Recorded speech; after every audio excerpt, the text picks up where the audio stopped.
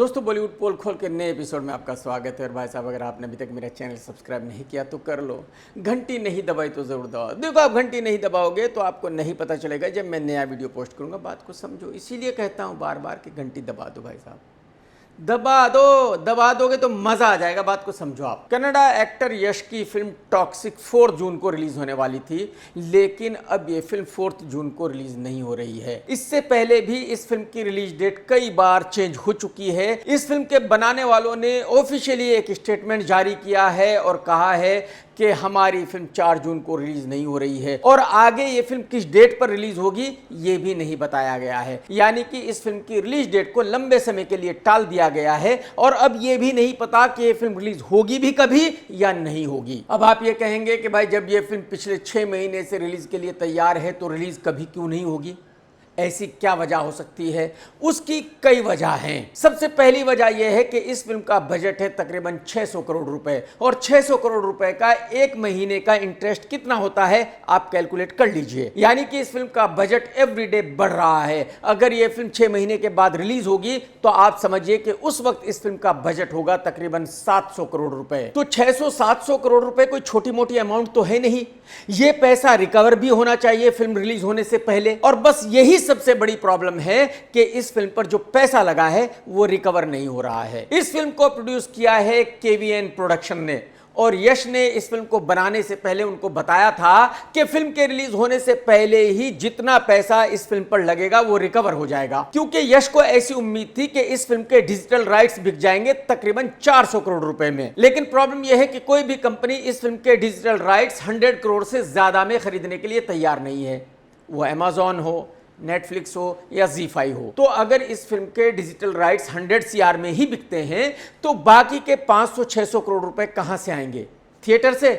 इसका मतलब यह है कि इस फिल्म को तकरीबन 1500 करोड़ रुपए का बिजनेस करना पड़ेगा थिएटर में वो पैसा रिकवर करने के लिए, जो पॉसिबल नहीं है। यह फिल्म किसी भी तरह 200 करोड़ से ज्यादा का बिजनेस थिएटर में कर ही नहीं सकती। तो कहने का मतलब यह है कि यह फिल्म ज्यादा से ज्यादा 200 करोड़ रिकवर कर सकती है थिएटर से और बाकी राइट से।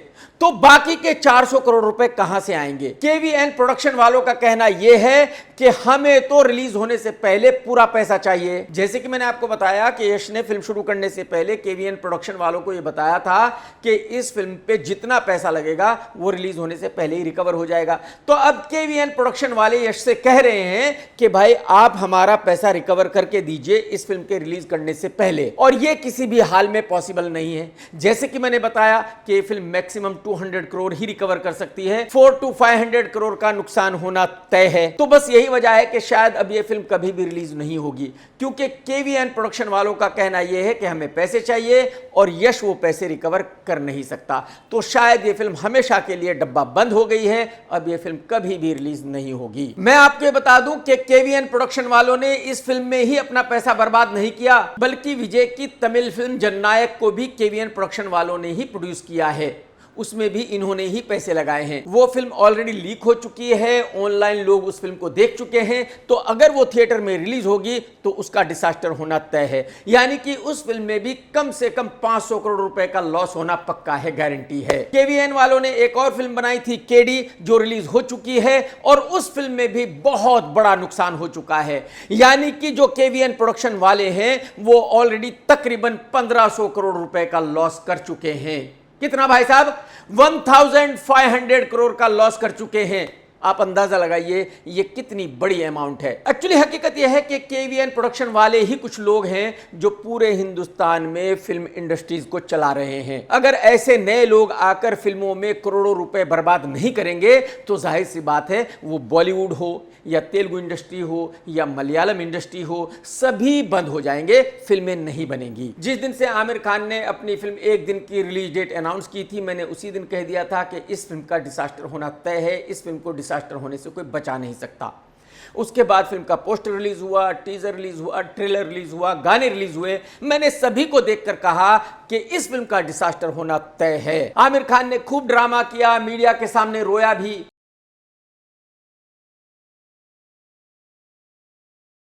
मीडिया के सामने यह भी कहा कि वो सूसू करने जा रहा है। मैं 2 मिनट जाके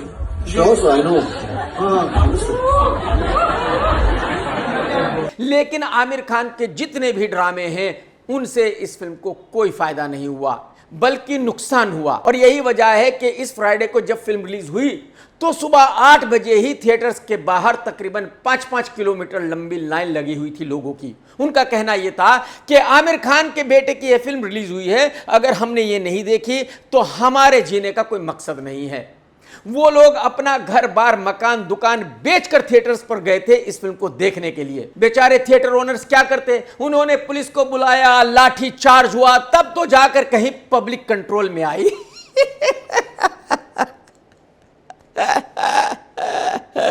और आमिर खान की इस फिल्म ने पहले दिन बिजनेस किया 90 लाख का।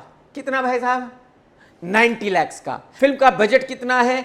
125 CR।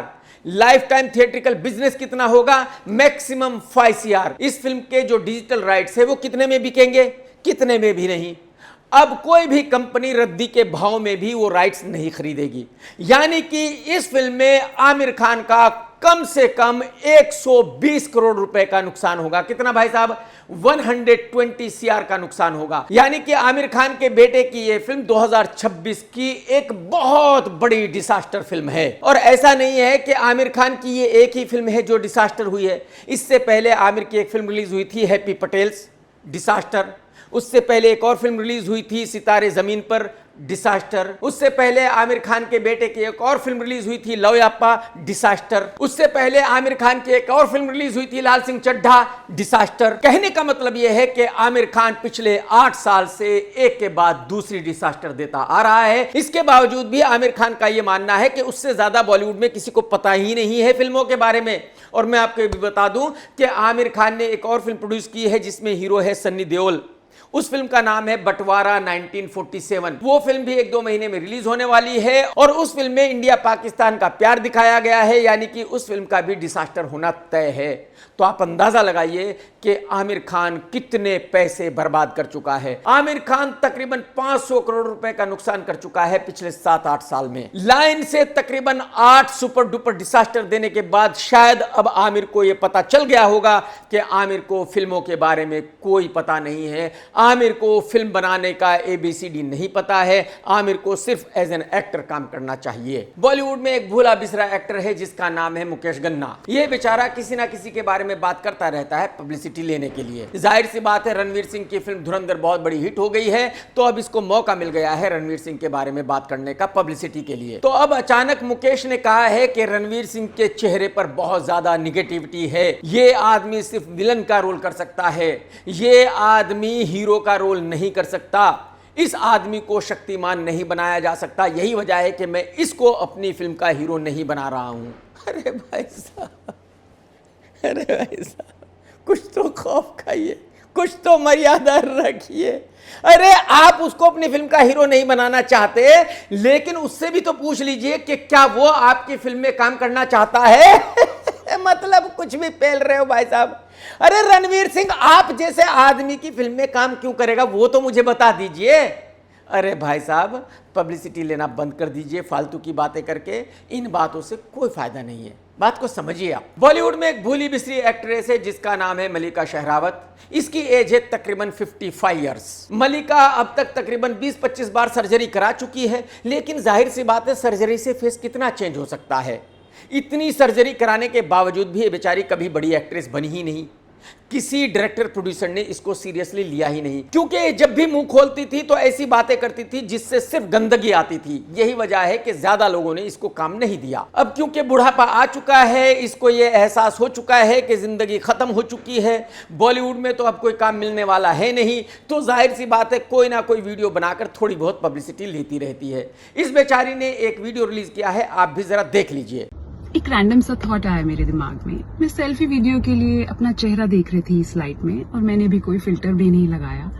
मुझे ये हल्की हल्की लाइंस, हल्की हल्की रिंकल्स मुझे बड़ी रियल लगे। पर हमें तो ये सिखाया जाता है ना कि महिला की जवानी ही इम्पोर्टेंट है, महिला की जवानी ही खूबसूरती है, बोटॉक्स करा लो, फिलर्स करा लो। लेकिन मैं ये सब नहीं मानती। मैं किसी की चॉइस जज नहीं कर रही, लेकिन मुझे रियल चेहरे ज्यादा पसंद है। तो ये मैडम इस वीडियो में कह रही है कि जो आपका असली फेस है वही रहना चाहिए, आपको कभी भी सर्जरी नहीं कराना चाहिए। मलिका को सर्जरी में बिल्कुल भी विश्वास नहीं है। अरे मैडम जी क्या कह रही हो, कुछ भी फेल रही हो, कुछ तो मर्यादा रखिए, कुछ तो खौफ खाइए मैडम जी। मलिका की सबसे पहली फिल्म थी जीना सिर्फ मेरे लिए, जिसमें तुषार कपूर था और करीना कपूर थी। मलिका का उसी वक्त का ये फोटो है, जरा देख लीजिए। और मलिका का ये चेहरा तब से अब तक कितनी बार बदल चुका है आप जानते ही हैं। मलिका तब से लेकर अब तक कितनी सर्जरी करा चुकी है आप जानते ही हैं। और अब तो मैडम जी काम ही खत्म हो गया, अब तो कुछ बचा ही नहीं। अब तो आप बूढ़ी हो चुकी हो, ना ही तो कोई काम मिलने वाला है और ना ही अब पब्लिसिटी मिलने वाली है। तो ये ड्रामा करने से अब कुछ नहीं होगा कि आप सर्जरी में यकीन नहीं रखती। ये जो चेहरा है आपका, ये असली चेहरा है। कोई फायदा नहीं है इन बातों का, बात को समझिए आप कौवा बिरयानी से शादी कर रही हो, बिल्कुल सही आदमी चूज किया है आपने। एकदम कमाल की शक्ल है उस आदमी की, वही डिजर्व करती हो आप, कोई और नहीं मिलने वाला था आपको, कसम से। आप लिख के रख लो इस बात को। कमाल है भाई आप भी। वरुण धवन जिसके छोटे छोटे हाथ है, छोटे छोटे पैर है, हाइट है 2.5 फीट 3 इंच, लेकिन बेचारा अपने आप को बहुत बड़ा एक्शन हीरो मानता है। इसकी एक बहुत ही वाहियात किस्म की फिल्म रिलीज होने वाली है और ये फिल्म करण जौहर की फिल्म चांद मेरा दिल के साथ टकराने वाली थी। और मैंने वरुण से कहा था कि ये बहुत गलत डिसीजन है, क्योंकि करण ने आपको हीरो बनाया है, करण ने आपको लॉन्च किया है। अगर आप उसके भी नहीं हो तो आप किसके होंगे? आपको अपनी फिल्म करण की फिल्म के साथ रिलीज नहीं करना चाहिए। और फाइनली वरुण को भी यह एहसास हुआ कि जो वो कर रहा है वो गलत है। यही वजह है कि वरुण ने अब अपनी फिल्म की रिलीज डेट चेंज कर दी है। अब ये फिल्म 5 जून को रिलीज होगी। लेकिन इस फिल्म का अब तक जो कुछ भी रिलीज हुआ है बिल्कुल वाहियात है। वो पोस्टर हो, टीजर हो, ट्रेलर हो, गाना हो। कहने का मतलब यह है कि वरुण की इस फिल्म को डिसास्टर होने से कोई बचा नहीं सकता। इंडिया में एक डायरेक्टर है जिसका नाम है राजामौली, जो 1 नंबर का कॉपी मास्टर है। हर सीन कॉपी करके ही शूट करता है। अब ये भाई तेलुगु एक्टर महेश बाबू के साथ एक फिल्म बना रहा है जिसका नाम इसने रखा है वाराणसी, क्योंकि इसका ऐसा यकीन है कि अगर ये प्रोपेगेंडा फिल्म बनाएगा तो फिल्म हिट हो जाएगी। लेकिन राजामौली साहब, ऐसा पॉसिबल नहीं है, जरूरी नहीं है, हो भी सकती है, लेकिन ऐसा नहीं है कि 100% हिट होगी ही। तो अमेरिका में एक इवेंट रखा गया था जिसमें फिल्मों को प्रमोट किया जा रहा था। हॉलीवुड की बड़ी बड़ी फिल्मों को भी वहां प्रमोट किया जा रहा था और वहीं पर राजामौली का बेटा गया था इस फिल्म का प्रमोशन करने के लिए। तो पहले हॉलीवुड फिल्मों के बारे में बताया गया, कुछ दिखाया गया और लोगों ने बैठ के सुना, देखा। इसके बाद आखिर में नंबर आया फिल्म वाराणसी का। तो जब राजामौली के बेटे ने इस फिल्म के बारे में बताना शुरू किया, इस फिल्म के कुछ दृश्यों को दिखाना शुरू किया, तो वहां जितने लोग बैठे थे वो आहिस्ता आहिस्ता उठकर जाने लगे और 5 मिनट में पूरा हॉल खाली हो गया। वहां कोई नहीं बैठा था, यानी कि किसी को देखना ही नहीं था, किसी को जानना ही नहीं था कि फिल्म कौन सी फिल्म है।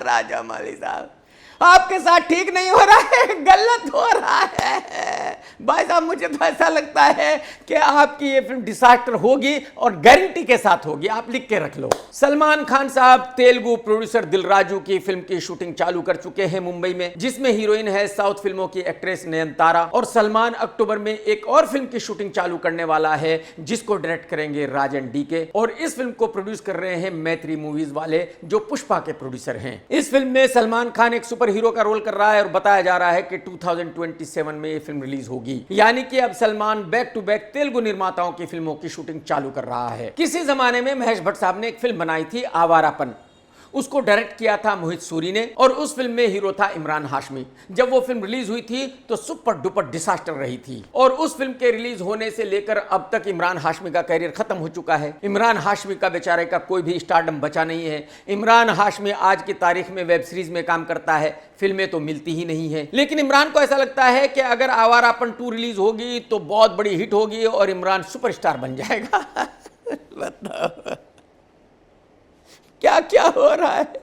ऊपर वाले ने मुझे कौन से गोले पे भेज दिया जहां इमरान भाई जैसे लोग भी रहते हैं। मतलब कुछ भी सोच रहे हो भाई साहब, कोई तो लॉजिक होना चाहिए, कोई तो सर पैर होना चाहिए। कुछ भी बोलते जा रहे हो, कुछ भी सोच रहे हो भाई। आप लोग मुझे बताइए, जब आवारापन रिलीज हुई थी उस वक्त इमरान हाशमी एक अच्छा खासा एक्टर था, इमरान के साथ जो हीरोइन थी नेहा शर्मा, उसका भी अच्छा स्टारडम था। उस वक्त भट्ट साहब का भी नाम था। उस वक्त मोहित सूरी भी एक अच्छा डायरेक्टर था। जब उस वक्त वो फिल्म डिसास्टर हो गई थी, तो आज आवारापन 2 हिट कैसे हो सकती है, जबकि उसका डायरेक्टर कौन है पता नहीं।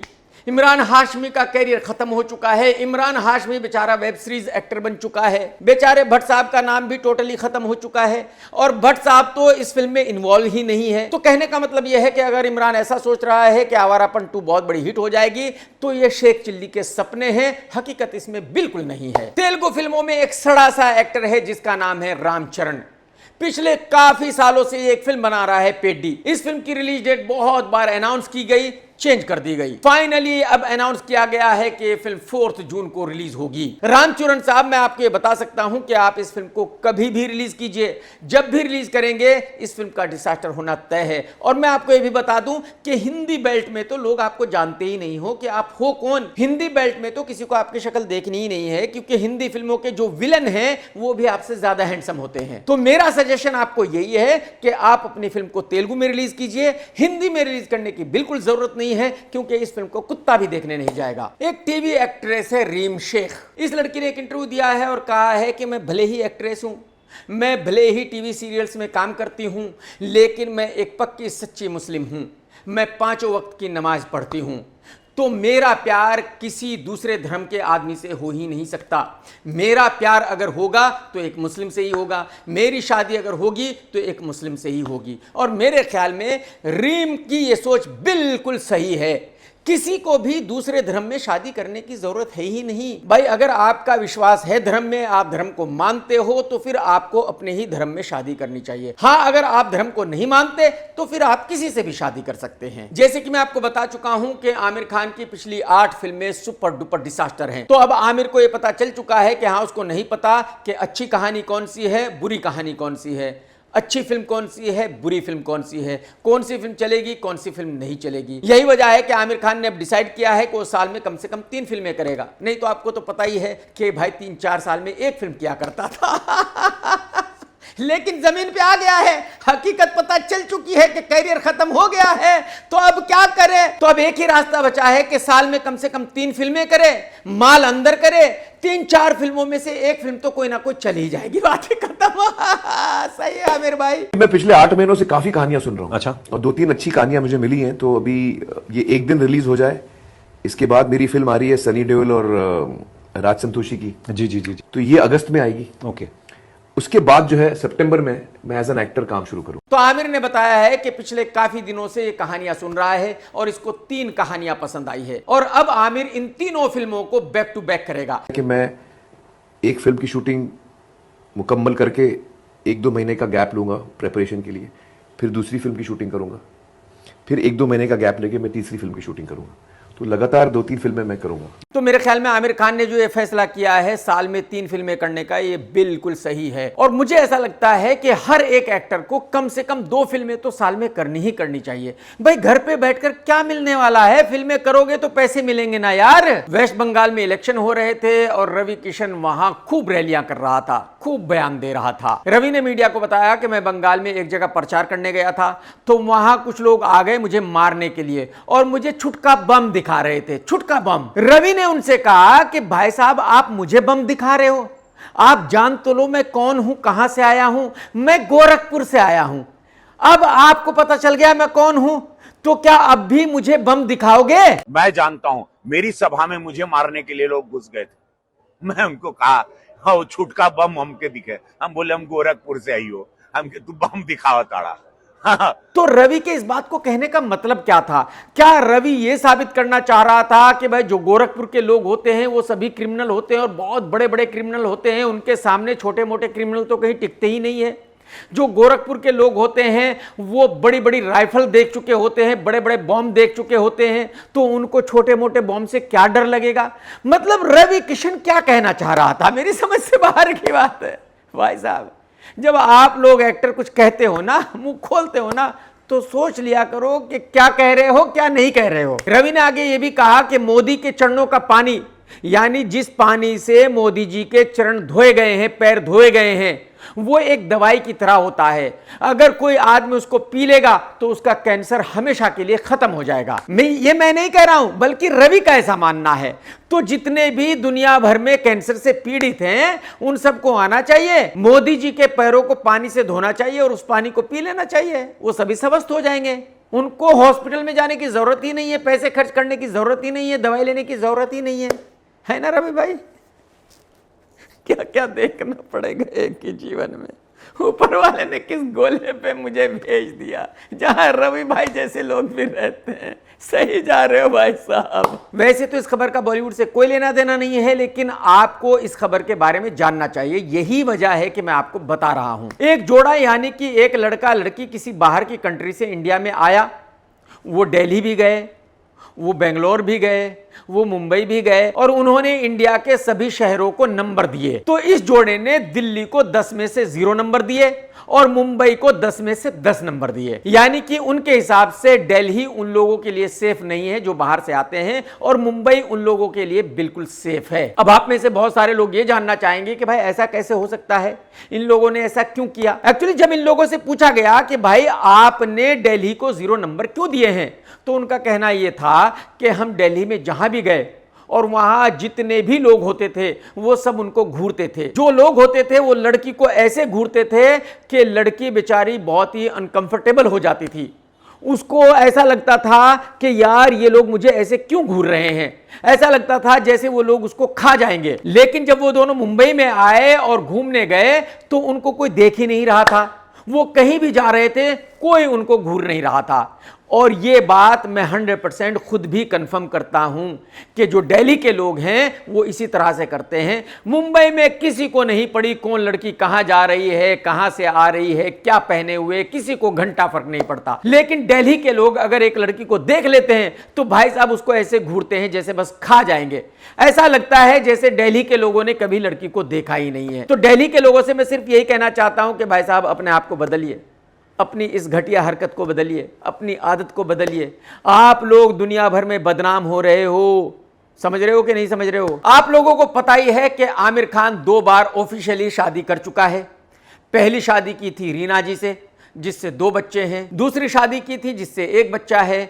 एक इसकी गर्लफ्रेंड थी जो लंदन में रहती है और आमिर खान का बच्चा है, वहां अपनी मां के साथ रहता है। अब आमिर खान अपनी गर्लफ्रेंड गौरी को लेके आया है, उसका भी एक बच्चा है। और मैं आपको ये बता दूं कि ये भी आमिर खान का ही बच्चा है। यानी अगर ऑफिशियली अनऑफिशियली सब कुछ मिला लें तो आमिर खान की 4 पत्नियां हैं, चारों से बच्चे हैं। आमिर खान अपने हर इंटरव्यू में ये कहता है कि जब उसने रीना को डिवोर्स किया तो उसको बहुत ज्यादा दुख हुआ, बहुत ज्यादा। 2 साल तक तो वो घर से बाहर निकला ही नहीं। 2 साल तक तो वो डेली पीता रहा रीना को भुलाने के चक्कर में। वो रीना को भुलाना चाहता था लेकिन नहीं भुला पाता था, डेली रोता था। आप जरा इस नौटंकी आदमी की नौटंकी देखिए कि डिवोर्स भी यही कर रहा था और रो भी यही रहा था, दुख भी इसी को हो रहा था। अपने इंटरव्यू में ये तकरीबन 4-5 बार ये बता चुका है कि जब इसने दूसरी पत्नी को डिवोर्स दिया तो फिर इसको इतना ही दुख हुआ। फिर ये तकरीबन 1 साल तक घर पर डेली पीता रहा उसको भुलाने के चक्कर में। उसको भुलाना चाहता था क्योंकि इसको बहुत ज्यादा दुख हुआ। शायद आमिर दुनिया का वो पहला आदमी होगा जो खुद ही डिवोर्स कर रहा था और जिसको खुद ही इतना दुख हो रहा था कि बेचारा डेली पीता था उस दुख को भुलाने के लिए। चलिए जी, आपकी आदत है ड्रामा करने की, नौटंकी करने की, और वो आप कर रहे हो, भले ही पब्लिक माने या ना माने। पब्लिक इतनी बड़ी भी चूतियां नहीं है कि आप जो भी कहोगे उसी को मान लेंगे। जाहिर सी बात है लोगों में इतना दिमाग तो जरूर होगा कि भाई अगर एक आदमी खुद ही डिवोर्स कर रहा है तो उसको डिवोर्स करने का दुख कैसे हो सकता है। लेकिन जैसे कि मैंने कहा कि आमिर की यह मर्जी है कि वो क्या कहता है। ठीक है, 1 बार कह दीजिए, 2 बार कह दीजिए, 3 बार कह दीजिए। आप ऑलरेडी 4-5 बार ये बात कह चुके हो। और अब आमिर अपने बेटे की फिल्म को प्रमोट कर रहा है तो जहां भी इंटरव्यू दे रहा है फिर से यही बात कह रहा है कि जब इसने रीना को डिवोर्स दिया तो इसको इतना दुख हुआ कि सालों पीता रहा। जब इसने दूसरी पत्नी को डिवोर्स दिया तो इसको इतना दुख हुआ कि सालों पीता रहा। और कमाल देखिए कि जिन 2 पत्नियों को डिवोर्स दे चुका है उनको, और जो फिलहाल एक गर्लफ्रेंड इसके साथ रहती है उसको, तीनों को एक गाड़ी में लेकर घूमता है, तीनों को साथ में रखता है। मतलब मेरे ख्याल में शायद ये दुनिया का वाहिद आदमी है जो ऐसी हरकत करता है। अगर इसकी जगह कोई दूसरा होता तो थोड़ी बहुत तो शर्म आती, लेकिन इस आदमी को शर्म नहीं आती। चलिए, ये इसकी मर्जी है, इसको शर्म आए या ना आए, लेकिन मेरा कहना सिर्फ इतना सा है कि भाई साहब, जो बात आप एक बार कह चुके हो, 2 बार कह चुके हो, 3 बार कह चुके हो, उसी बात को बार बार कहकर अपना मजाक मत बनवाइए। आपको शायद ऐसा लगता होगा कि जब आप ये कहते हैं तो लोगों को आप पर तरस आता होगा, आपको सिंपैथी मिलती होगी। नहीं, लोग हंसते हैं, लोग कहते हैं ये आदमी कितना बड़ा नौटंकी है कि ऐसी ऐसी बातें करता है। तो आप बार बार इसी बात को रिपीट करके अपना मजाक मत बनवाइए भाई साहब। आमिर खान ने इसी इंटरव्यू में यह भी कहा कि इसके बेटे ने कभी भी इससे कोई हेल्प ली ही नहीं। इसका बेटा जुनैद खान जो भी कर रहा है सब कुछ खुद कर रहा है, और मैं जुनैद खान को अप्रिशिएट करता हूं कि वो अपना सब कुछ खुद कर रहा है, लेकिन आपसे कोई भी हेल्प नहीं ले रहा है भाई साहब, आमिर खान साहब। क्यों? क्योंकि उसको पता है कि आप किस तरह के आदमी हो, आपसे क्या ही हेल्प मांगे। तो वो अपना ख्याल खुद रखते हैं, वो मुझसे बहुत कम मदद लेते हैं, और ये मेरी खुशनसीबी है कि एज अ फादर मुझे एक फिल्म बनाने को तो मिली उनके साथ, वरना तो मुझे कुछ मौका ही नहीं मिला उनके लिए करने। उसको ये लगता होगा कि जो बाप ऐसा है उससे मैं क्या ही हेल्प मांगू। बात को समझ रहे हो कि नहीं? मैं आमिर खान साहब आपको फिर से कह रहा हूं कि अपना मजाक मत बनवाइए। आप बार बार ऐसी बातें मत कीजिए जिनको सुनकर लोग आप पर हंसे, आपका मजाक बनाए। एक लड़की कनाडा से है जिसका नाम है येशा सागर। ये लड़की क्रिकेट मैचों की एंकरिंग करती है, तो जाहिर सी बात है जो क्रिकेट मैच होते हैं उनको देखने जाती है, और यही वजह है कि इसकी मुलाकात सभी खिलाड़ियों से होती है। लेकिन मैं आपको ये बता दूं कि इस लड़की ने मिठाई का इतना बड़ा शोरूम खोला हुआ है भाई साहब, इतना बड़ा शोरूम खोला हुआ है कि अगर कोई आदमी इसके शोरूम के बाहर को भी निकल जाता है तो ये उसको मिठाई जरूर खिलाती है। ये किसी भी आदमी को मिठाई खाए बगैर जाने ही नहीं देती। ठीक है जी, इसकी मर्जी है, लेकिन कमाल ये है कि ये पब्लिसिटी के लिए किसी ना किसी को ब्लेम करती रहती है। पहले इसने ड्रामा किया कि मैं अभिषेक शर्मा को डेट कर रही थी, फिर ड्रामा किया कि मैं उस क्रिकेटर को डेट कर रही थी, फिर ड्रामा किया कि मैं उसको डेट कर रही थी। अब ये लड़की ड्रामा कर रही है कि मैं तो खिलाड़ी समीर रिजवी को काफी दिनों से डेट कर रही थी, मैं उससे शादी करना चाहती थी, लेकिन समीर रिजवी मुझे फोर्स कर रहा था मुस्लिम बनने के लिए, यही वजह है कि मेरा ब्रेकअप हो गया। मैडम जी, कुछ भी कहने से पहले कुछ तो सोच लीजिए। पूरी दुनिया को पता है कि आपने मिठाई का इतना बड़ा शोरूम खोला हुआ है कि आप हर किसी को अपने शोरूम की मिठाई खिलाती हो है, तो आपसे कोई शादी क्यों करेगा वो तो मुझे बता दो। कोई उल्लू का पट्टा ही होगा, अकल का अंधा ही होगा जो आपसे शादी करेगा, और आप थोड़ी सी पब्लिसिटी लेने के लिए बेचारे को समीर रिजवी को बदनाम कर रही हो कि वो तो आपको फोर्स कर रहा था मुस्लिम बनने के लिए। अरे मैडम जी, हकीकत यह है कि समीर आप जैसी लड़की के साथ शादी कर ही नहीं सकता, उसकी औकात ही नहीं है कि वो आपसे शादी कर ले। आप हिंदू हो, मुस्लिम हो, क्रिश्चियन हो, इससे कोई फर्क नहीं पड़ता। आदित्य रॉय कपूर और तारा सुतारिया एक दूसरे को डेट कर रहे हैं, और मेरे ख्याल में ये इन दोनों का बिल्कुल सही डिसीजन है। देखिए, दो आदमी साथ में तब रह सकते हैं जब दोनों ही लोगों में कुछ कॉमन हो, और इन दोनों में ही बहुत सारी चीजें कॉमन है। आदित्य और तारा दोनों माल के बहुत बड़े शौकीन है भाई साहब, बिना माल के एक दिन भी ये रह नहीं सकते। आदित्य और तारा दो ऐसे एक्टर हैं जो बॉलीवुड में महाफ्लॉप हैं, जिनकी कोई भी स्टैंडिंग नहीं है, जिनका कोई भी स्टारडम नहीं है। तारा और आदित्य दोनों ही ऐसे हैं जिनका बार बार ब्रेकअप हो चुका है। इनका रिलेशनशिप चलता ही नहीं है। अच्छा, ये दोनों ही ऐसे हैं जिनकी बॉलीवुड वालों से बनती ही नहीं है। बॉलीवुड में इनके दोस्त नहीं है। कमाल है ना। और सबसे बड़ी और खास बात यह है कि ये दोनों ही साइको हैं। ये माल ले लेकर अपने दिमाग को बर्बाद कर चुके हैं। इन लोगों में दिमाग रहा ही नहीं। ये इतने बड़े साइको हैं कि ये कुछ भी कर सकते हैं। तो मेरे हिसाब से इन दोनों लोगों में बहुत सारी चीजें कॉमन है। यही वजह है कि शायद इन दोनों का रिलेशनशिप चल जाए, शायद चल जाए। क्योंकि साइको है। ब्रेकअप तो कभी भी हो सकता है, लेकिन हो सकता है चल ही जाए। मीठा लड़कियों की तरह चलने वाला, लड़कियों की तरह हंसने वाला कपिल शर्मा एक शो बनाया करता है, और इस शो की टीआरपी है 0। इसको कोई देखता ही नहीं है। इसके बावजूद भी ये भाई शो को बनाता रहता है। आज की तारीख में कपिल शर्मा की दुर्गति यह हो गई है कि इसने अपने शो पर बुलाया समीर रैना को और मीठे इलाहाबादिया को, जिसको सवाल पूछना भी नहीं आता। जिसने अक्षय कुमार से पूछा था, आपने कभी किसी को पेला है? आपने कभी किसी को पेला है? इसके पॉडकास्ट में लोग क्यों जाते हैं मेरी समझ से बिल्कुल बाहर है। जो लोग इसके पॉडकास्ट में जाते हैं शायद वो भी अकल से पैदल ही हैं। देखे होंगे तो ये ना अपने नाना के ऊपर बड़े जोक मारते हैं समय कभी। तो कपिल ने इन दो लौंडों के साथ अपना पूरा शो बनाया। इससे आप अंदाजा लगा सकते हैं कि आज की तारीख में कपिल की कैसी दुर्गति हो गई है। आज की तारीख में कपिल के शो में कोई आने के लिए तैयार ही नहीं है। यही वजह है कि वो ऐसे लोगों को अपने शो पर बुला रहा है। एक फिल्म आ रही है पति पत्नी और वो 2। पति पत्नी और वो कुछ सालों पहले रिलीज हो चुकी है, जिसमें हीरो था कार्तिक आर्यन। उस फिल्म ने ठीक ठीक बिजनेस किया था। डायरेक्टर है मुदस्सर अजीज। फिल्म का ट्रेलर रिलीज हो चुका है और ट्रेलर देखकर पता चलता है कि मीठा आयुष्मान खुराना इसमें एक पुलिस ऑफिसर बना है।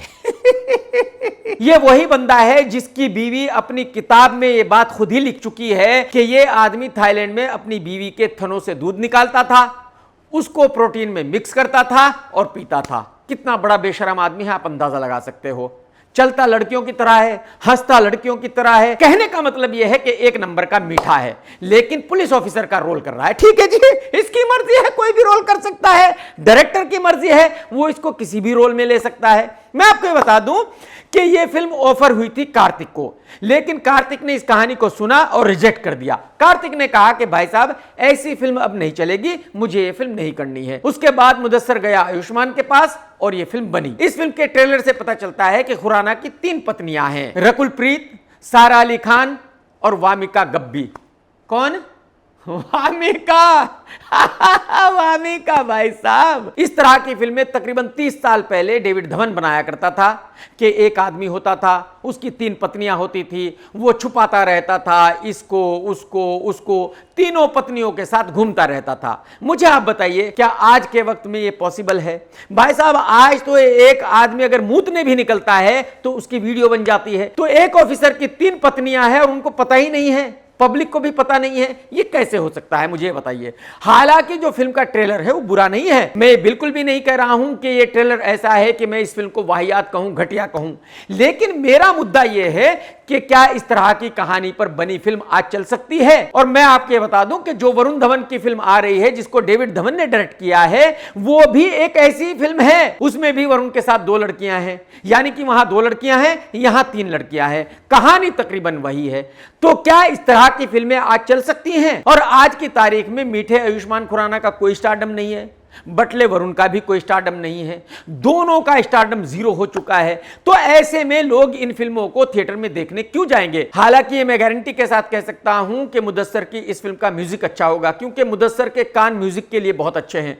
उसकी फिल्मों में हमेशा अच्छे गाने होते हैं, तो जाहिर सी बात है खुराना की इस फिल्म का म्यूजिक तो अच्छा ही होगा। लेकिन मुझे ऐसा लगता है कि शायद इस तरह की कहानी पर बनी हुई फिल्म आज की तारीख में नहीं चल सकती। यही वजह है कि इस फिल्म का चलना मुश्किल ही नहीं नामुमकिन है। दोस्तों अगर आज का वीडियो आपने देखा है तो लाइक करना बिल्कुल मत भूलना, कमेंट्स करके जरूर बताना कि आज का वीडियो आपको कैसा लगा। टेक केयर दोस्तों, tata bye bye, love you, जय हिंद। सत्यमेव जयते।